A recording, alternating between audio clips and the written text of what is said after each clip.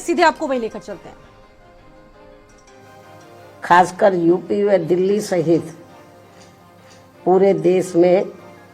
इनके अनुयायियों ने अपार संख्या में इकट्ठा होकर इसे विभिन्न स्तर पर मनाया है और अपने श्रद्धा सुमन अर्पित किए हैं, जिसके लिए पार्टी उनकी अति आभारी है। साथ ही होली सहित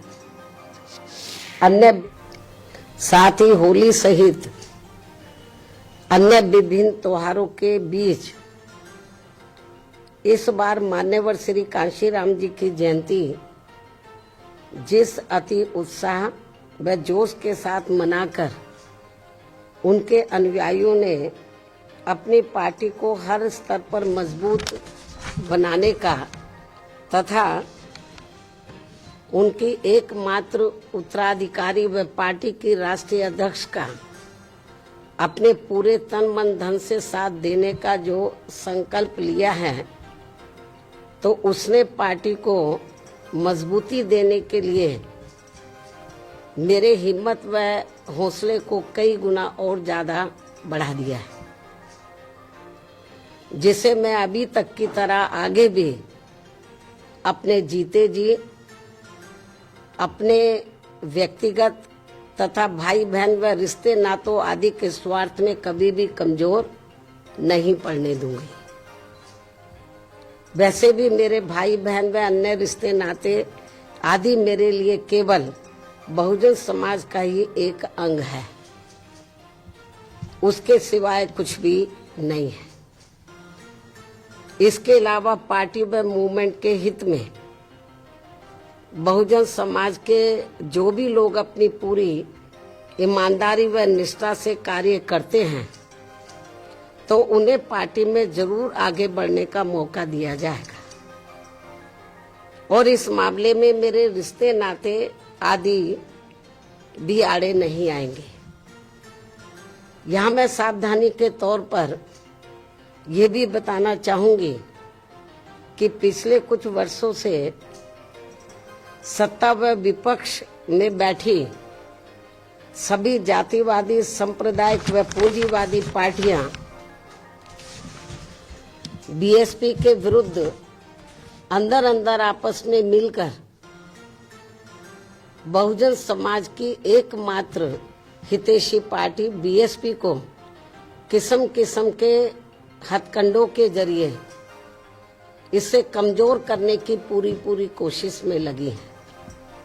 क्योंकि यहाँ जातिवादी पार्टियों को खासकर सन 2007 में यूपी में बीएसपी का अकेले ही पूर्ण बहुमत के आधार पर सत्ता में आना अभी तक भी उनके गले के नीचे से कतई भी नहीं उतर पा रहा है और तभी से यहाँ सभी जातिवादी व खासकर दलित विरोधी पार्टियां किस्म किस्म के हथकंडे इस्तेमाल करके बीएसपी को कमजोर व खत्म करने में लगी है। इसी प्रकार बाबा साहब डॉक्टर भीमराव अंबेडकर के जीते जी भी इन्हीं जातिवादी पार्टियों ने इनके कारवां को किस्म किस्म के हथकंडे इस्तेमाल करके उसे कमजोर व खत्म करने का पूरा प्रयास किया था, जिसे बाबा साहब ने व बाद में मान्यवर श्री कांशीराम जी ने भी इनके मंसूबों को पूरा नहीं होने दिया है और अब मैं भी अपने बहुजन समाज के बलबूते पर इनके इस मंसूबे को किसी भी कीमत पर पूरा नहीं होने दूंगी। ये मेरा पार्टी के लोगों को वायदा है, जिसके लिए मुझे अपने बहुजन समाज का हर स्तर पर साथ मिलना भी बहुत जरूरी है और अच्छी बात यह है कि बहुजन समाज पूरे तन मन धन के साथ अब मेरे साथ खड़ा है, अभी भी खड़ा है। इतना ही नहीं बल्कि दलित व अन्य उपेक्षित वर्गों के लोगों को ये मालूम है कि ये लोग यूपी में बीएसपी की पूर्ण बहुमत की सरकार बनने से पहले यहाँ जातिवादी उच्च वर्गों के लोगों के सामने, यानी कि जो बहुजन समाज के लोग हैं, खास तौर से दलित वर्ग के लोग, यहाँ जातिवादी उच्च वर्गों के लोगों के सामने ना तो चारपाई पर बैठ सकते थे और ना ही उनके बराबर की कुर्सी पर भी बैठने की हिम्मत जुटा सकते थे। लेकिन सन 2007 में बीएसपी की अकेले पूर्ण बहुमत की सरकार बनने के बाद से ये सब अब काफी कुछ बदल गया है। अब ये लोग उनके बराबर में चारपाई व कुर्सी आदि पर भी पूरे सम्मान के साथ बैठ सकते हैं। ये जो बहुजन समाज के लोग हैं, यही है वास्तव में यहाँ सही सामाजिक परिवर्तन। यही है वास्तव में यहाँ सही सामाजिक परिवर्तन, जिसे मेरे नेतृत्व में बनी बीएसपी की सरकार ने लाया है। लोग सामाजिक परिवर्तन की बहुत बात करते हैं,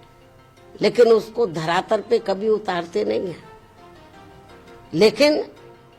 मेरे नेतृत्व में सन 2007 में जब अकेले पूर्ण बहुमत की सरकार बनी, तो इसे मैंने धरातल पे उतारा है,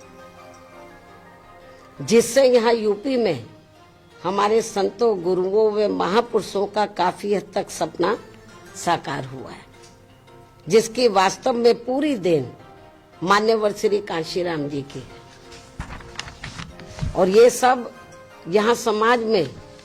परिवर्तन लाने के मामले में इतिहास के पन्नों में जरूर लिखा जाएगा। इसके साथ ही बीएसपी की सरकार ने ही यहाँ यूपी में इन वर्गों के लोगों को, यानी कि बहुजन समाज के लोगों को काफी हद तक अपने पैरों पर खड़ा किया है। अपने संतों, गुरुओं वे महापुरुषों को भी विभिन्न स्तर पर पूरा आदर सम्मान दिया गया है, जिसे लोग कभी भी नहीं भुला पाएंगे। लेकिन ये सब यहाँ सभी जातिवादी पार्टियों के गले के नीचे से अभी तक भी नहीं उतर पा रहा है। इसलिए अब वे इन वर्गों में से स्वार्थी किस्म के लोगों को आगे करके उनके जरिए विभिन्न नाम पर अनेकों छोटे छोटे संगठन व पार्टियां आदि बनवा के बीएसपी की इस ताकत को बांटकर इसे कमजोर करने में लगे, जिनसे बहुजन समाज के लोग जरूर सचेत रहें। यही समय की मांग है और यही पार्टी व मूवमेंट के हित में इनका सही कदम भी होगा, यदि हमारे लोग सचेत रहते हैं। इसके अलावा यहाँ मैं ये भी कहना चाहूंगी कि देश के प्रधानमंत्री बीच में अपनी खुद की गरीबी का तो जरूर उल्लेख करते रहते हैं, लेकिन इन्होंने दलित व अन्य उपेक्षित वर्गों के लोगों की तरह यहाँ कभी भी कोई जातीय भेदभाव नहीं झेला है, जो ये सब हमारे संतों, गुरुओं व महापुरुषों ने समय समय पर झेला है, जिसे अभी भी इनके अनुयायी काफी हद तक झेल रहे हैं। इसलिए पार्टी के मिशनरी व परिपक्व लोगों से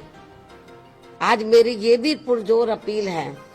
कि वे ये सभी जरूरी बातें अपने बच्चों व खासकर युवा पीढ़ी को जरूर हमेशा बताते रहें, जिनको तैयार करने की भी वास्तव में सही जिम्मेवारी इन्हीं लोगों की ही है। इस उम्मीद के साथ ही अब मैं पुनः होली आदि के त्योहारों के बीच में इस बार मान्यवर श्री कांशीराम जी की जयंती बड़े जोश व उत्साह के साथ मनाकर इनके अनुयायियों ने जो उनको अपना पूरा आदर सम्मान दिया है तथा मेरे साथ साथ इनके करोड़ों अनुयायियों का भी काफी हौसला बढ़ाया है, उन सभी का हार्दिक दिल से आभार प्रकट करते हुए अब मैं अंत में यही कहना चाहूंगी कि इस समय संसद सत्र चल रहा है, यह आप लोगों को मालूम है, जिसमें देश में आम जनहित के मुद्दों पर कम बल्कि अपने अपने स्वार्थ में राजनीति करने पर ज्यादा जोर दिया जा रहा है, जो ये अति चिंता की बात है। साथ ही पिछले कुछ समय से वक्फ बोर्ड पर भी सत्ता व विपक्ष द्वारा जो राजनीति की जा रही है, तो ये भी अति चिंता की बात है। और यदि ये मामला समय रहते आम सहमति से सुलझा लिया जाता तो ये ज्यादा बेहतर होता। केंद्र सरकार इस मामले में जरूर पुनर्विचार करे, सोच विचार करे। ये भी हमारी पार्टी के केंद्र सरकार से पुरजोर अपील है। इस उम्मीद के साथ ही अब मैं अपनी बात यहीं समाप्त करती हूँ। धन्यवाद। जय भीम व जय भारत।